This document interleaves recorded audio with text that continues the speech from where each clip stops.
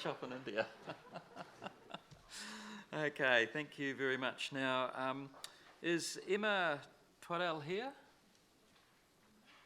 Emma, we're running a bit early, but if you're ready, we're ready for you. No? Emma's not here. We'll just go have a check outside.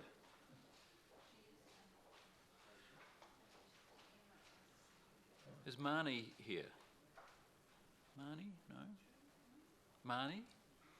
No? So sometimes some people come very early.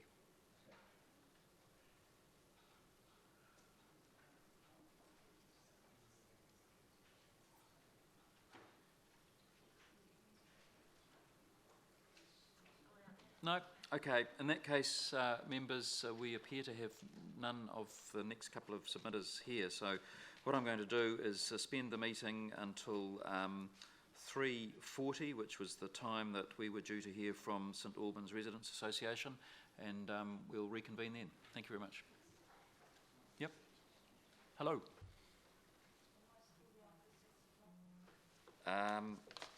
We have at 6 p.m. Susan.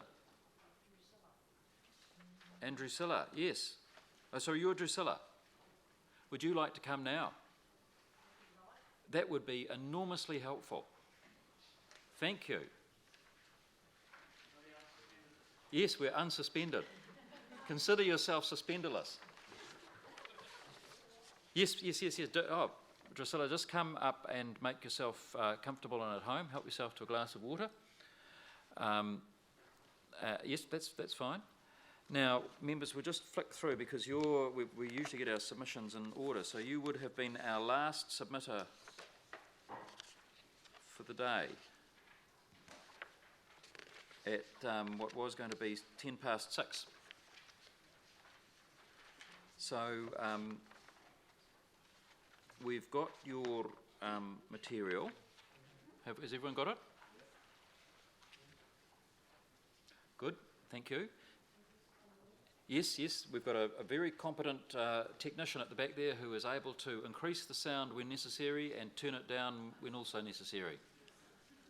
So you take it away, Drusilla. Thank you for being prepared to be here early. That's greatly appreciated by the committee. Thank you. Well, kia ora. First I'll just introduce why I'm doing this. I'm actually been setting up, I'm writing an opera, been working on it for 14 years, and I'd been working on it for a while and going to Screen Canterbury for 8 years, and I'm film. I'm Tuatara Films, and I'm setting up New Zealand Green Moon Film Studios because we lost Film South and Screen Canterbury.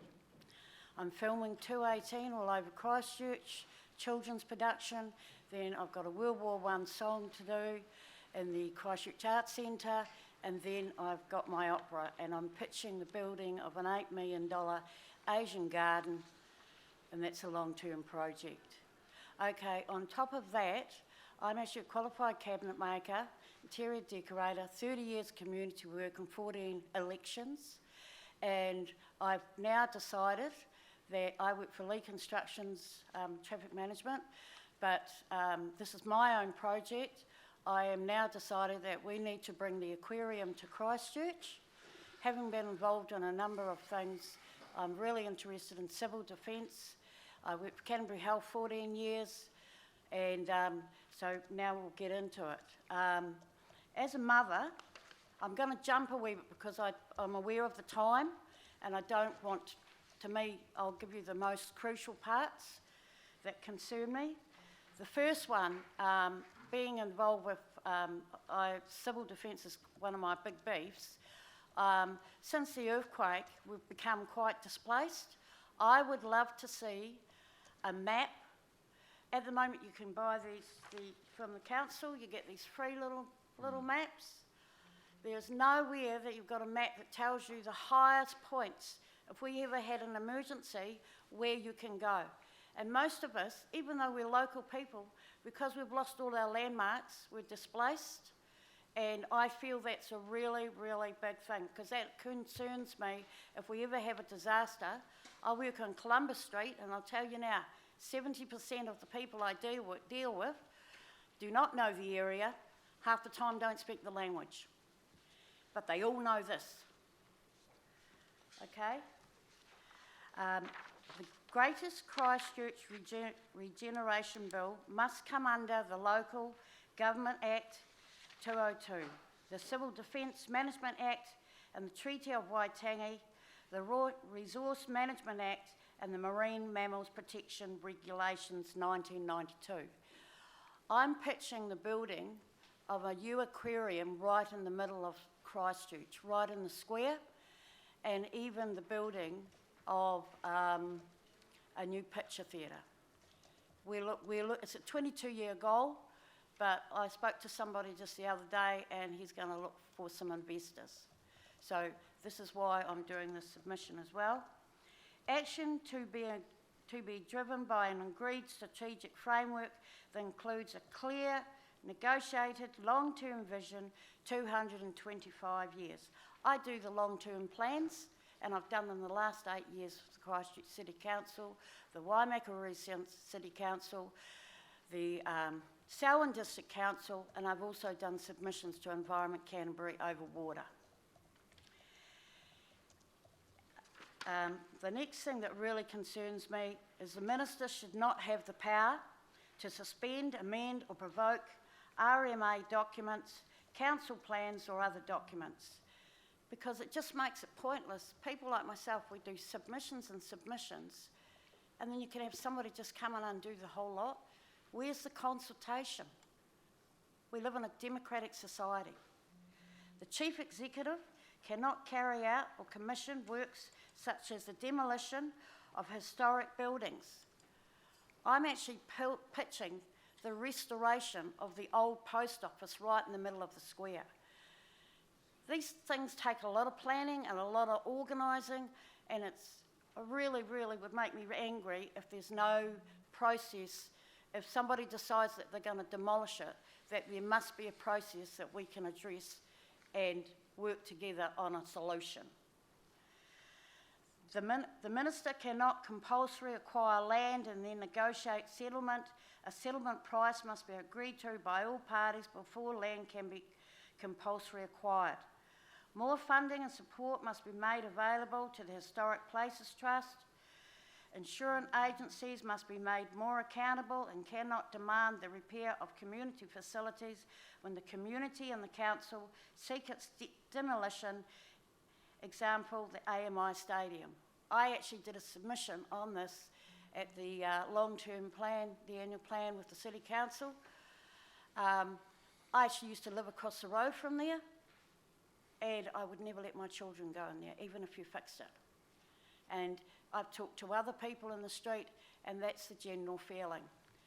People want a new stadium. They just don't feel safe. In the event of a national and man-made disaster, the government must give landowners, homeowners, business owners settlement based on current GV valuation. Again, I've come across people, and when we had the earthquake, I ended up with 3 people in our whānau, all over 75, not coping. We're still dealing with a lot of those issues. And, you know, when you've got whānau, it's just so, even my niece, she lost her house. Historic buildings, all steps must be taken to protect and secure from further damage. Code of compliance, example, the cathedral. I have tourists and people say to me, why hasn't it been protected when they did the government provincial chambers, which I also love, and they're going to restore? That's actually been protected. Additional funding was required for the repair of new water and service underground systems, water, sewage, underground water mains. This is a very big problem. You may not be aware, but there has been times that the fire brigade's gone to actually do a fire and found that the water pressure's not that great. This is still an ongoing problem, and if you do set up your organisation and you're going to have to give them money for funding for water, for underground, to fix the underground systems, because what's the point of building all these nice, beautiful buildings, then we have a big disaster of fire and we can't put it out.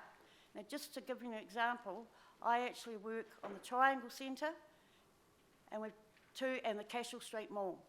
I work in around that area. You've got Philip Carter spending 140 million, you've got somebody else spending 70 million, and if you have a disaster and you haven't allowed for the water, you won't get the people back. Even now, I have people say to me, I'm never coming back into the square. Okay? Update the Sarah and immigration school list made by key workers able to obtain citizenship. I have guys, I work with Filipino guys, I work with all nationalities, and riggers from Ireland, and some of them still having immigration problems. And I can see in the next couple of years that you're going to have a shortage of labour, because some of these people are actually talking about going back because the economy, single guys can come over here and maybe a guy with his wife, but bringing their children and their family, some of them have found it uneconomical because of the housing prices. So what will actually happen is they will go back and we will find that we have a shortage of labour. Community delegates as well as local elected candidates on community council boards. Urban and iwi Māori representation on community and council boards. These things still need to happen because sometimes local people know just that wee bit of knowledge that a lot of people don't know. Just an example, I come from Bishopdale and I say to people, did you realise that the charity hospital used to be an egg farm? And some people don't know that. There's just little tidbits of information. So if you have people from iwi area and you have a good diverse people on the council and support groups, then you actually save time and save money. Am I doing all right? Yeah, you're going to sort of have to start just about wrapping it up. That's fine. So, the crunch of it now is I just believe that the big thing for me is this clause about the minister should not have the power, because what it's virtually saying that all our time is a waste of time, you know, and we actually need to rebuild our city, and it's going to take a team effort, not just one person leading the waka. And we need to bring on the community. okay, thank you, Drusilla. Thank you very much. It's a good submission. Did you just keen to ask a question? Oh, kia ora. Thank you for your submission, first of all, particularly because it's very much a good sort of overview from the coalface in some ways. I just had a question around, do you believe that Te Rūnanga o Ngāitahu is actually representing the iwi aptly, you know, with what's happening since post-earthquake? I actually can't speak highly enough of Ngāitahu. Okay. Okay, but I'm actually urban Mary. I'm Yep. Taranaki